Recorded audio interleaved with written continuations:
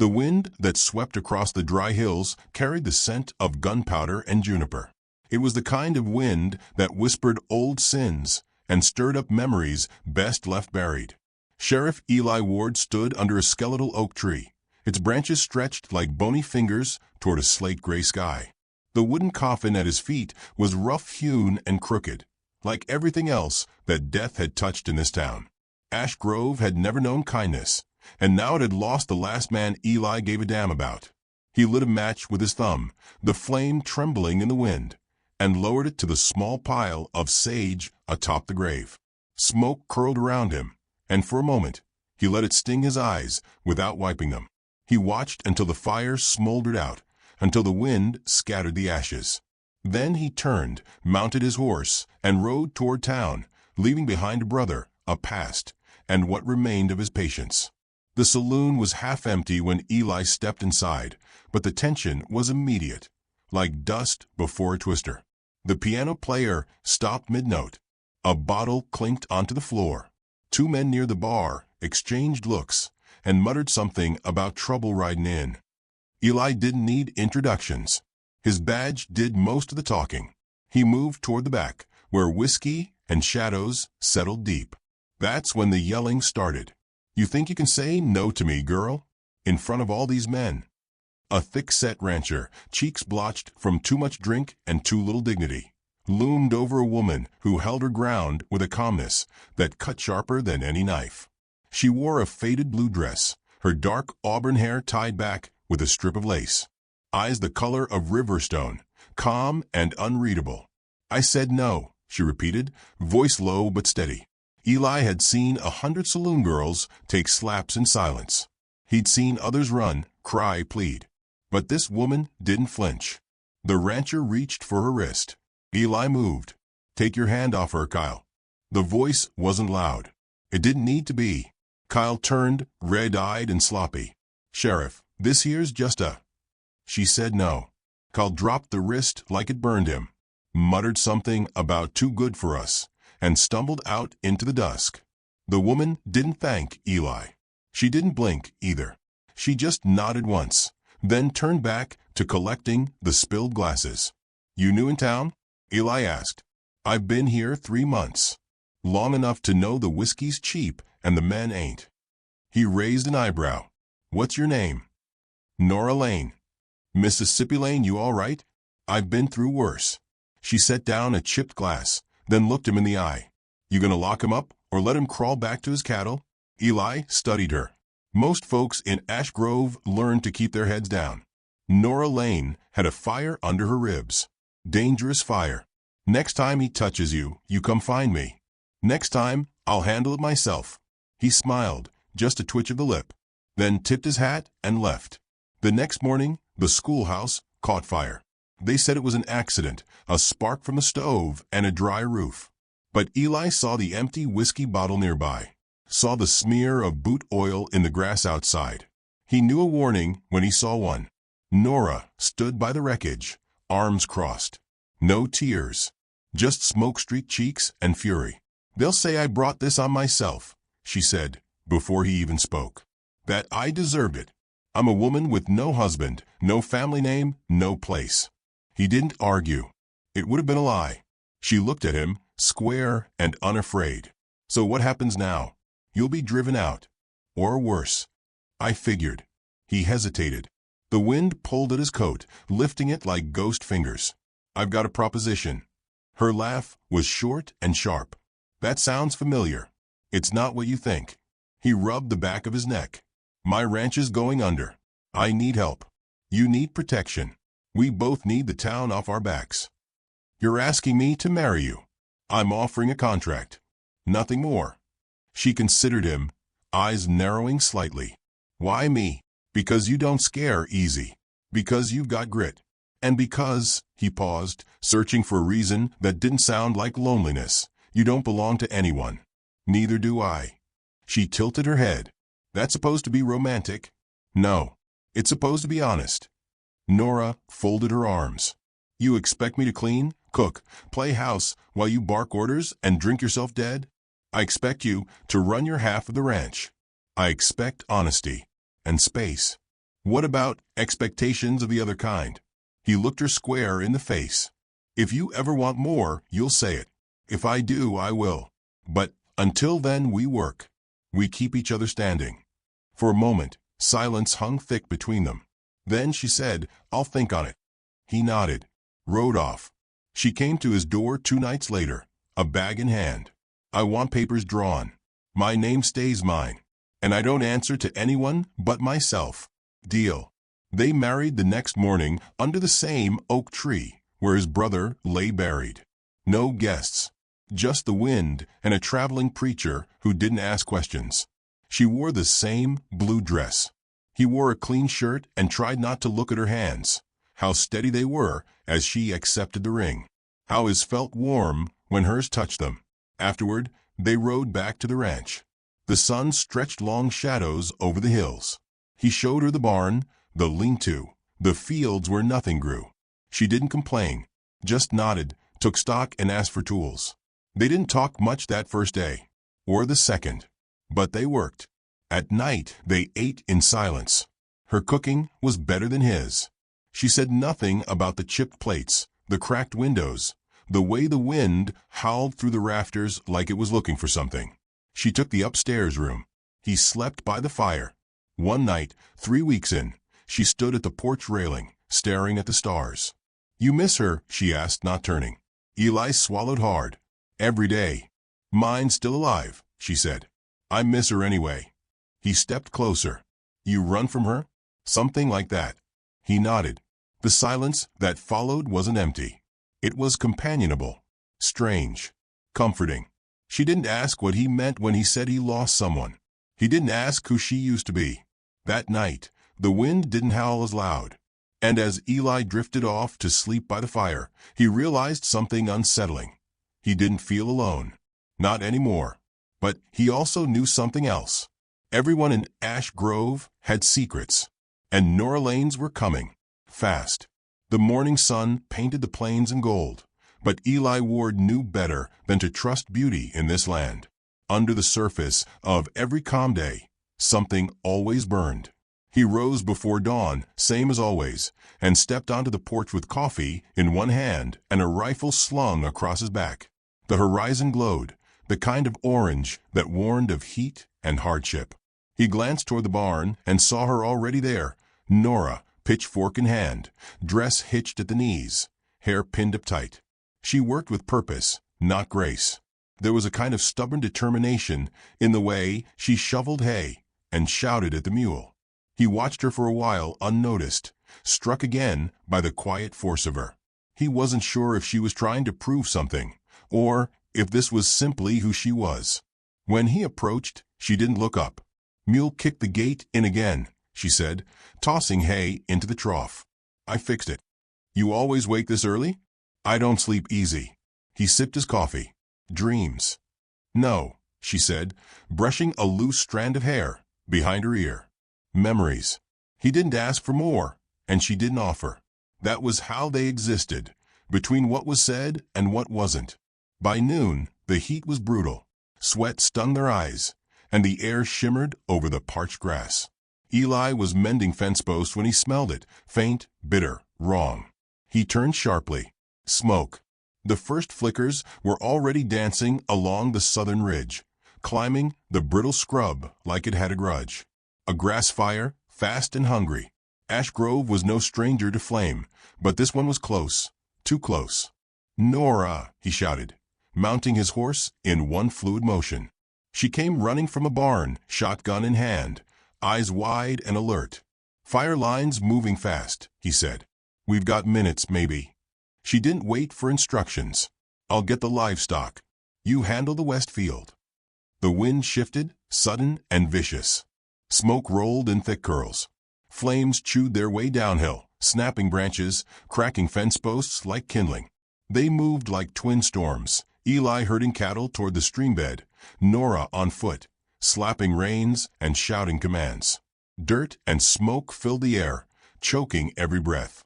The mule reared once, wild-eyed, but she caught the halter and steadied it. Short sentences, sharp thoughts.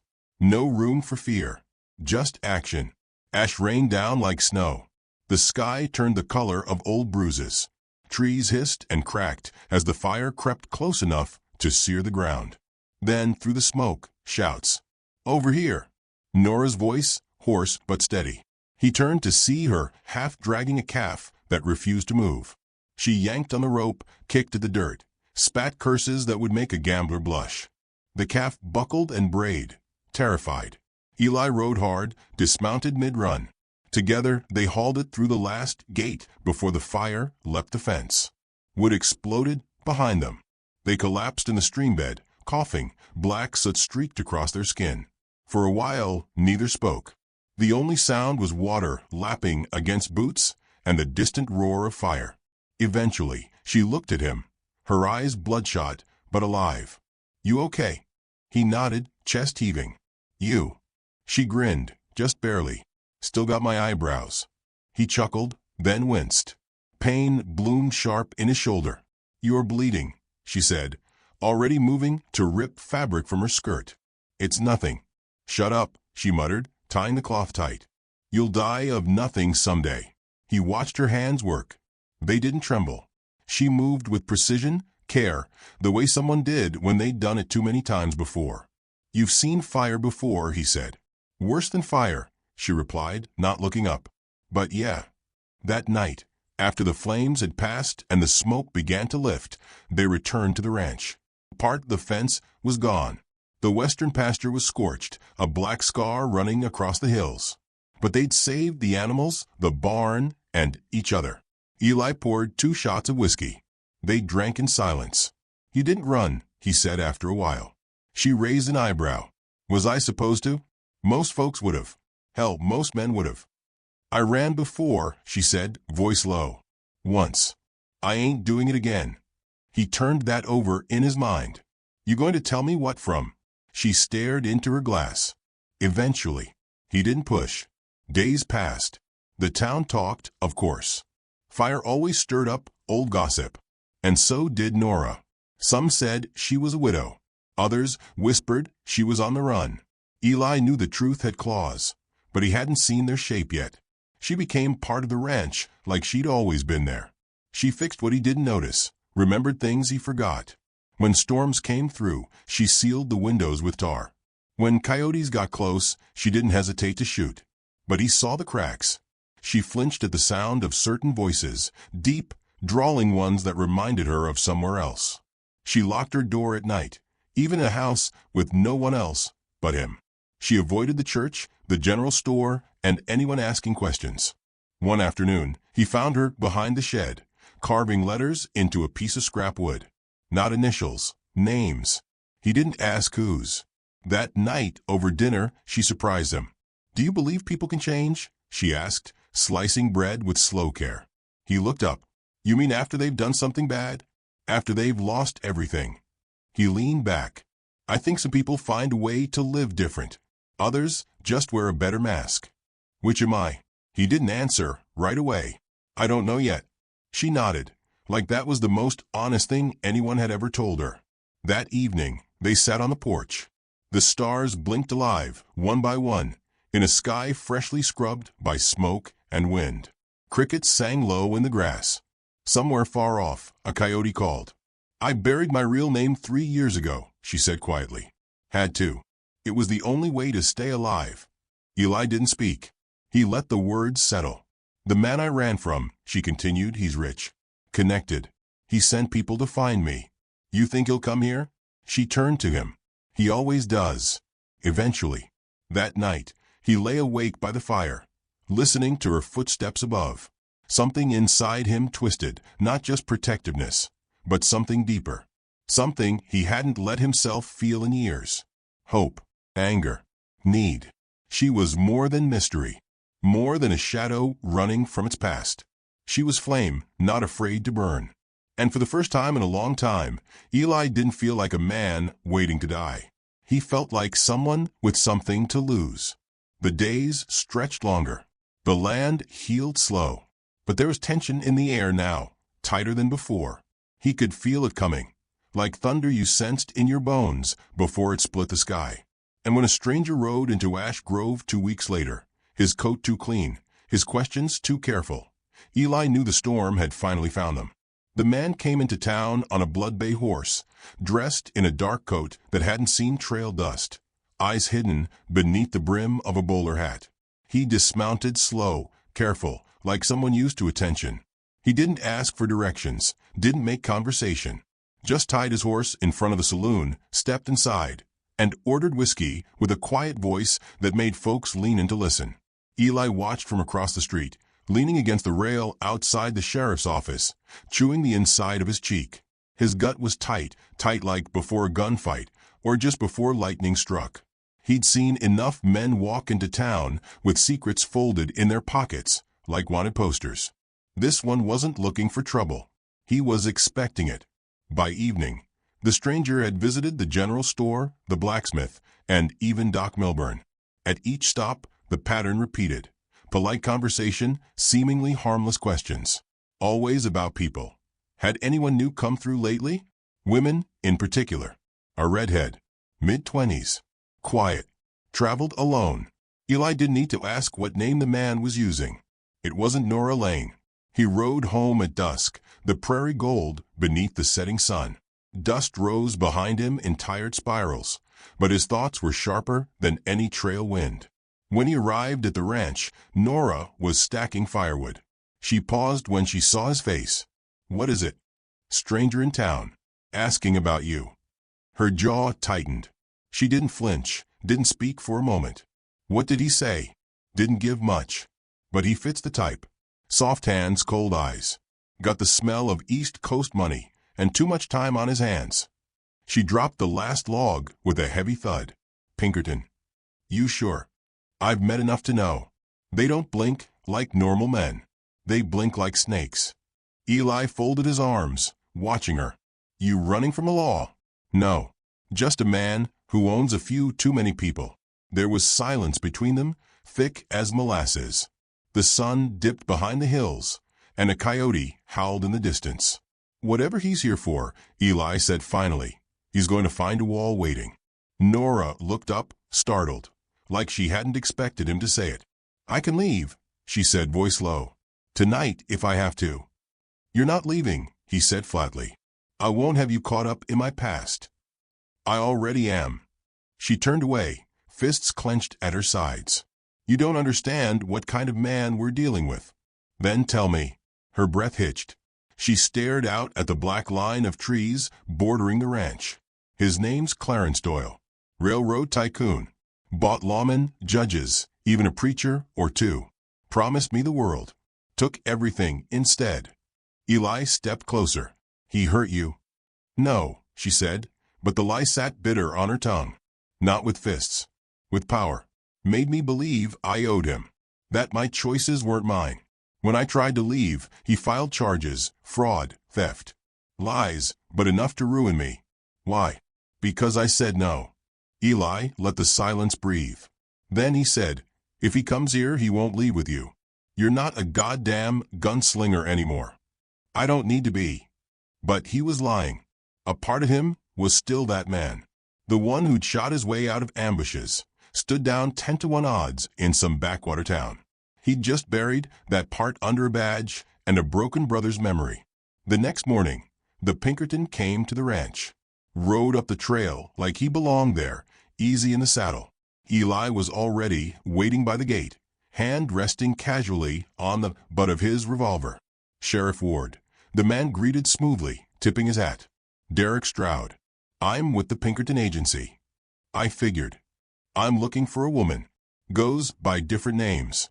Last seen headed west from Kansas City.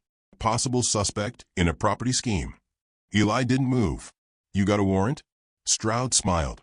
"Don't need one to ask questions." "You just did." Stroud's smile faded slightly. "She's dangerous.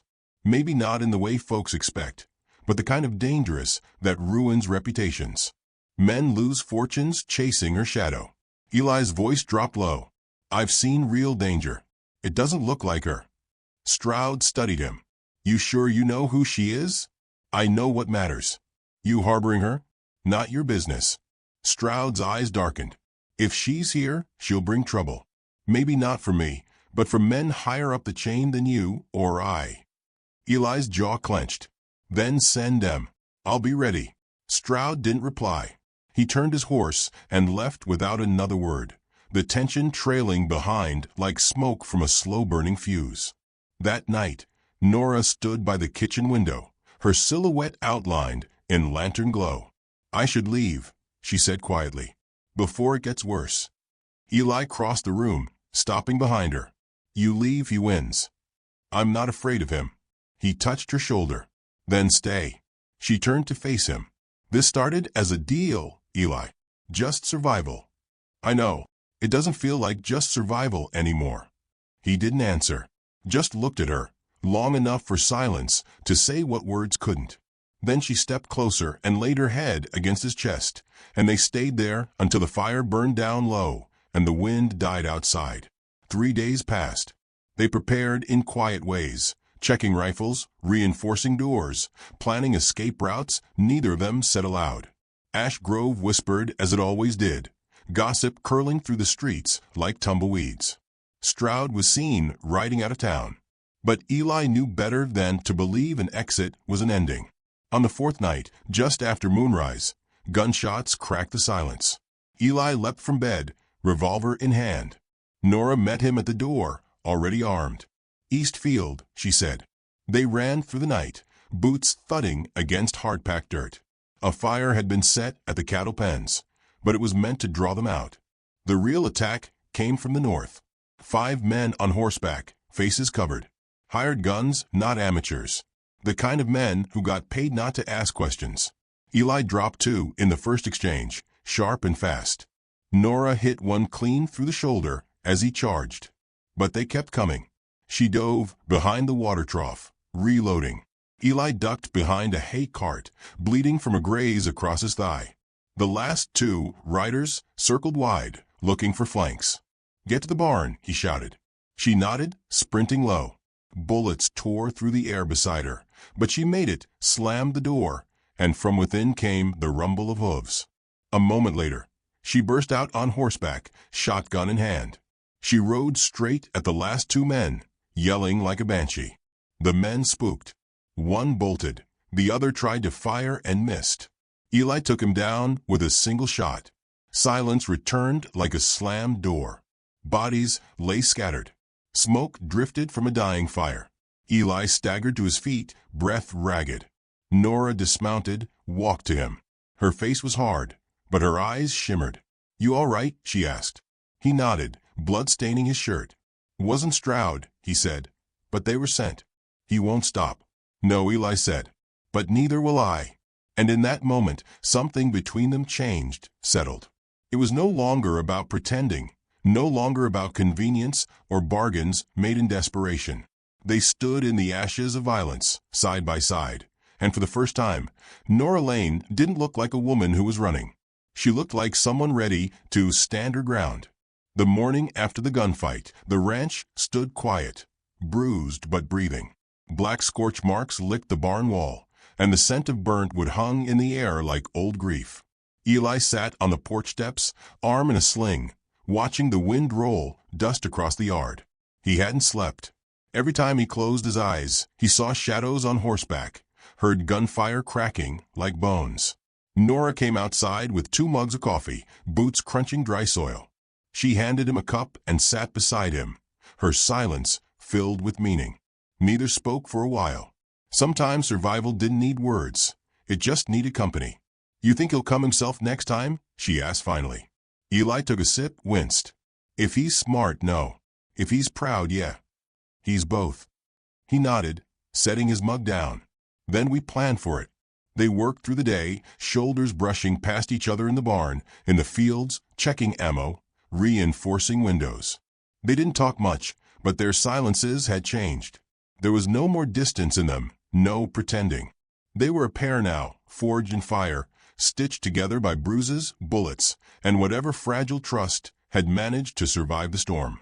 That evening, the telegram arrived, delivered by a boy with shaking hands, dust streaking his cheeks. Eli read it twice, jaw tightening. "He's coming," he said, voice like gravel. "Clarence Doyle. Tomorrow. Noon train." Nora didn't move, didn't blink, just closed her eyes, like she'd been waiting for this moment her whole life. "I should be the one to face him," she said. "You won't be alone."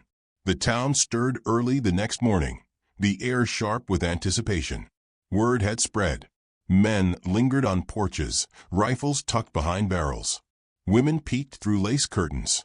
Even the pastor stood at the crossroads, collar tight, hands folded like prayer might matter against the kind of man riding in. Eli stood beside Nora at the station, his badge glinting dull in the sun. He wore his old gun belt, the one from before Ash Grove, before the badge. The weight of it felt like memory. Nora wore black, her eyes steady, no longer the hunted woman he'd met in a saloon. She looked like a reckoning. The train screeched into town with the noise of a dying beast.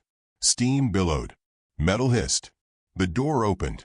Clarence Doyle stepped onto the platform like he owned the ground he walked on. Tailored suit. Slicked hair. A smile carved into his face like a lie too long rehearsed. He scanned the crowd, then his eyes landed on Nora. "Well," he drawled, "you've been busy." Nora didn't move. "Get back on the train." "Is that any way to greet your future husband?" Eli stepped forward. "She's not yours. Never was." Doyle smirked. "And you must be the sheriff. You're trespassing on property that doesn't belong to you." "She's not property." Doyle's smile faded. "Nora, this is your last chance. Come with me, and I'll forget this little backwoods delusion. You want to spend the rest of your life here? With this?" "I'd rather rot in this dirt," she said, voice calm, "than ever touch your hand again." Doyle's expression twisted, lips curling back. "You think I came alone?" He whistled once. For men stepped off the train behind him. Suits. Guns. Cold eyes. The crowd flinched. Eli didn't. "I'm not here to make war," Doyle said. "I'm here for what's mine." "You sent men to burn our land," Eli said. "You sent men to kill." "I sent men to recover a fugitive." "She's no fugitive," Eli growled. "She's free." The town held its breath. Fingers inched toward holsters. Sweat beaded brows. A baby cried in the distance. Then silence fell again. Doyle stepped forward. "You going to shoot me, Sheriff? In front of all these people? You think they'll stand by you when the law comes?" "I don't need to shoot you," Eli said. "I just need to tell the truth." He raised his voice now, addressing the crowd. "This man sent men to our town, unprovoked. They lit fires, shot at us, threatened Nora with false charges. All because she refused him. That's not law. That's tyranny." The townsfolk murmured. Someone spat in the dust. Doyle's men shifted. Nora stepped beside Eli. "I have letters," she called out. "Proof of his threats. His payments to silence judges. I sent copies to the Kansas State office yesterday." Doyle paled, the smile finally slipping from his face. "You're lying," he snapped. "No," Eli said, calm and cold. "She's winning." Doyle lunged. But Nora was faster. Her hand shot to Eli's holster. One smooth pull. One clean shot. The bullet took Doyle in the thigh, non-lethal, but enough to drop him screaming onto the platform. His men froze. The townsfolk didn't. They surged forward with righteous fury, rifles raised, voices loud now. "This town stands with her," Eli said, stepping over Doyle. "Tell your bosses. Tell every man like you. Ash Grove protects its own." The Pinkertons retreated. No fight, just shame. The train left that afternoon with Doyle unconscious, his leg wrapped in a dirty cloth. He never looked back.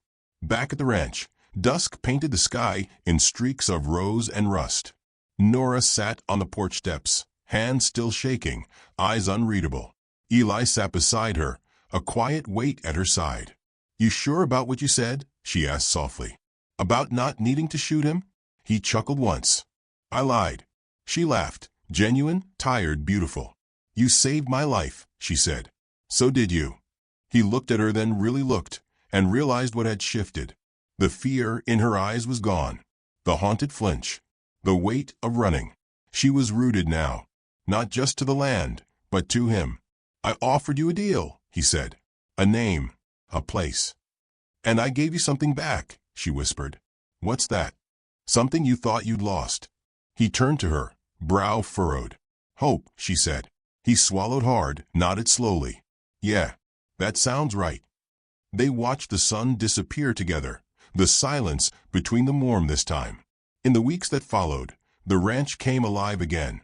New fences, rebuilt pens, the barn doors painted red. They took in 2 orphaned boys from the edge of town, gave them work and a bed. Nora started teaching them letters by lamplight. Eli began to smile more. He even let her talk him into planting wildflowers along the fence line. For the bees, she claimed. He suspected it was for something softer, something that reminded her life could still be beautiful. And on a Sunday morning, as the bell rang from the chapel they never attended, Eli took her hand as they walked to the porch. No ceremony, no preacher, just him, her, the rising sun, and the sound of grass rustling like a hymn. "Marry me again," he said quietly. "For real this time." She smiled, tears catching the corners of her lashes. "Only if we say our vows in gunpowder and honey." He laughed. "Deal." As the wind rolled through the plains and the shadows of what had been finally faded, Eli Ward realized something else. The past had taken much, but it had also led him here, to a woman who didn't flinch from fire, to a life built in dust and rebuilt in trust. Out in the wild, love wasn't gentle, but it was real, and it was theirs. If this story moved you, don't forget to like, subscribe, and share your thoughts in the comments. Let us know, would you risk everything for a second chance?